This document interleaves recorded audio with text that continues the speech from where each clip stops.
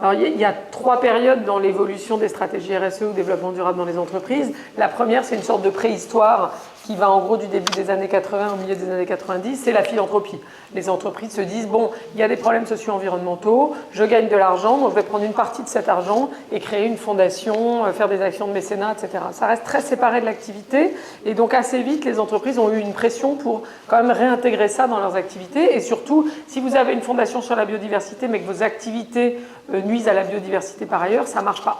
Donc elles ont eu, du fait de leur engagement dans cette philanthropie, une pression pour s'engager à traiter les impacts potentiellement négatifs de leurs activités sur les différentes problématiques sociales, environnementales. Et ça, c'est ce que j'appelle moi la RSE 1.0. Ça consiste en gros à ne pas changer de business model, à ne pas changer l'offre, à ne pas changer au fond l'activité de l'entreprise, mais à essayer d'en minimiser les impacts négatifs. Donc c'est ce que l'approche less bad en anglais, pour continuer, préserver le droit qu'a l'entreprise d'exercer ses activités et au fond prévenir les crises et finalement éviter les ennuis. Bon, mais sans changer fondamentalement ce qu'on fait. On lance parfois une petite gamme écologique qui généralement ne marche pas très bien parce que de toute façon elle n'est pas soutenue en marketing et on dit, bah voyez, les consommateurs ne sont pas prêts ou les clients ne sont pas prêts, donc on ne change pas l'activité. Et puis, ça, c'est à peu près du milieu des années 90, après le sommet de la Terre de Rio, jusqu'à peu près 2010, donc à nouveau 15 ans.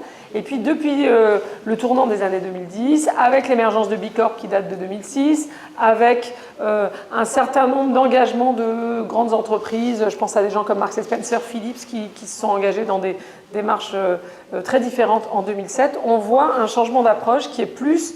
On ne se contente pas de minimiser les risques, on continue à faire ça, mais on va essayer d'avoir une approche positive et on ne fait plus de choses à la marge qui ne changent pas le modèle économique, on va changer le modèle économique, changer l'offre. Et ça, c'est la tendance majeure de cette RSE 2.0 qui est caractérisée par la recherche de more good. Plus seulement, je ne me contente pas de minimiser les impacts négatifs de mes activités, j'essaie de mobiliser mes activités, mon efficacité, mes produits, mon marketing, ma marque, pour avoir des impacts positifs sur quelques sujets qui sont pertinents, évidemment, compte tenu de mon activité, avec notamment le sujet de la raison d'être de l'entreprise, la mission d'entreprise qui est centrale. La RSE, dans ces cas-là, est plus séparée de l'activité, mais elle est réintégrée au cœur du business, donc il faut que l'engagement figure dans la mission. Et puis, le sujet de la transformation des offres. Si on veut vraiment être crédible une fois qu'on a écrit sa mission, il faut que ça se voit dans l'offre et pas dans une petite gamme verte qui ne se vend pas, mais à terme dans 100% de ce que vend l'entreprise. Alors, en fait, dans cette RSE 2.0, il y a 2 points, et même si j'élargis un peu, 4 qui sont vraiment importants et qui caractérisent les entreprises engagées dans cette démarche. La première, j'en ai parlé, c'est le fait de formuler la raison d'être de l'entreprise, sa mission, d'une manière qui intègre en fait le développement durable au business, qui ne les sépare pas, mais qui les réintègre de manière naturelle. C'est-à-dire qui exprime clairement à quels enjeux sociétaux, environnementaux, etc. l'entreprise veut proposer des réponses avec son activité, pas à côté de son activité, mais avec son activité. Ça, c'est le premier point. Le deuxième, c'est la transformation de son offre. Combien de temps elle se donne pour avoir 50, 70, 100% d'offres responsables? Et qu'est-ce que ça va vouloir dire responsable? Ça va vouloir dire on peut s'appuyer sur des labels externes, s'appuyer sur des caractéristiques objectives, j'en sais rien, l'énergie renouvelable, c'est une caractéristique objective, etc.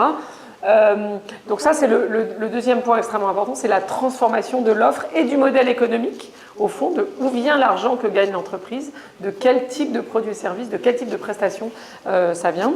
La troisième caractéristique, c'est la capacité à prendre des objectifs radicaux.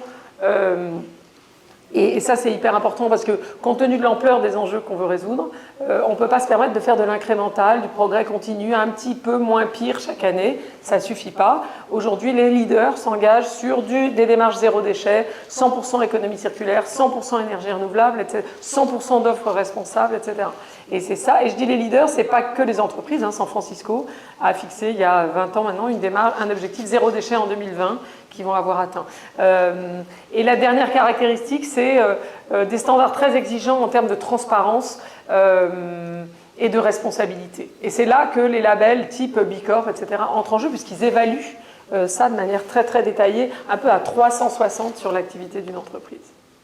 Mieux vaut prendre le changement par la main avant qu'il ne vous prenne par la gorge. Donc c'est un peu plus sur l'idée qu'au fond les entreprises n'auront pas le choix et que si elles n'anticipent pas ces évolutions, elles risquent de les prendre de plein fouet, ce qui est beaucoup moins confortable.